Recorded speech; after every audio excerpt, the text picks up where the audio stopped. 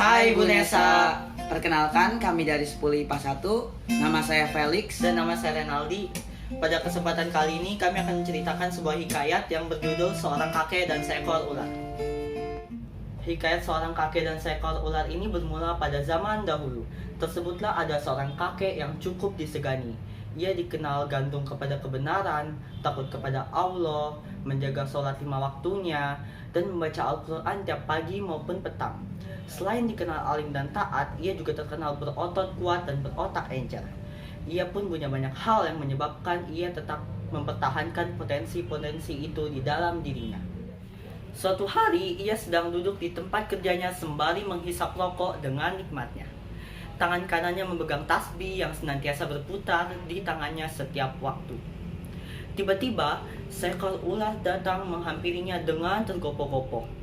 Rupanya, ular itu sedang mencoba menghindari kejaran seorang lelaki yang sedang membawa tongkat yang ingin memburunya. Lalu, ular itu pun memanggil kakek dengan memelas. "Kek, kakek kan terkenal suka menolong.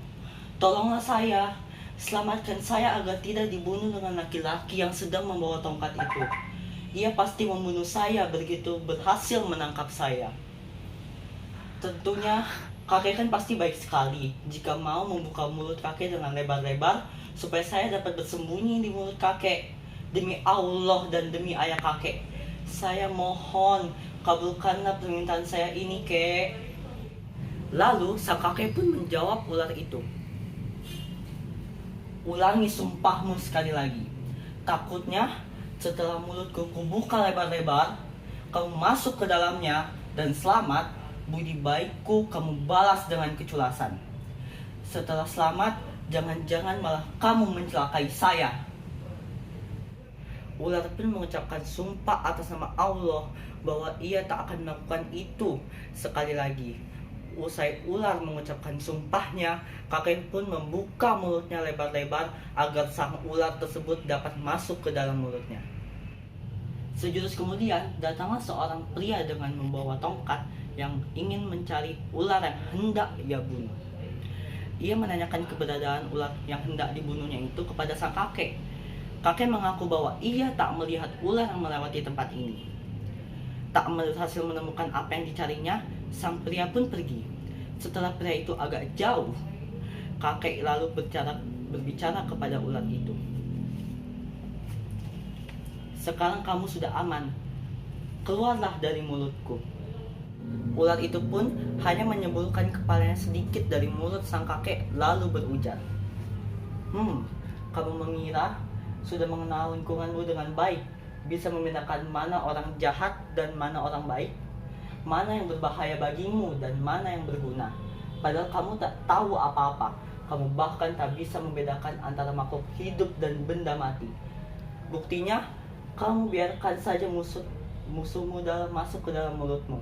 Padahal semua orang tahu bahwa ia ingin membunuhmu setiap kali ada kesempatan. Sekarang, ku beri kamu 2 pilihan. Terserah kamu mau pilih yang mana. Ku makan hatimu atau ku robek jantungmu. Keduanya sama-sama membuatmu sekarat." Ular mengabulkan permintaannya.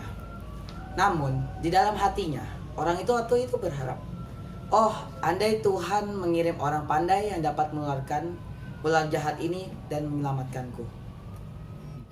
Kakek itu akhirnya kembali bersuara, "Sebejat apapun kamu, tentu kamu belum lupa pada sambutanku yang bersahabat. Sebelum kamu benar-benar membunuhku, izinkan aku pergi ke suatu tempat yang lapang. Di sana ada sebatang pohon tempatku biasa berteduh. Aku ingin mati di sana supaya jauh dari keluarga." Tiba-tiba ia mendengar sebuah suara yang mengalun tertuju padanya. "Wahai kakek yang berbaik budi, penyantun dan pemurah. Wahai orang baik yang rekam jejaknya. Ketulusan dan niat hatimu yang suci telah menyebabkan musuhmu dapat masuk ke dalam tubuhmu. Sedangkan kamu tak punya cara untuk mengeluarkannya kembali. Cobalah engkau pandang pohon itu. Ambillah daunnya beberapa lembar, lalu makan. Moga Allah senantiasa membantumu." Anjuran itu kemudian ia amalkan dengan baik, sehingga ketika keluar dari mulutnya, ular itu telah menjadi bangkai. Maka bebas dan selamatlah kakek itu dari bahaya musuh yang mengancam hidupnya. Kakek itu girang bukan main, sehingga berujar, Suara siapakah yang tadi saya dengar sehingga saya dapat selamat? Suara itu menyahut bahwa dia adalah seorang penolong bagi setiap pelaku kebajikan yang berhati mulia. Suara itu berujar, saya tahu kamu dizolimi, maka atas izin Zat yang maha hidup dan maha berdiri yang saya datang menyelamatkanmu.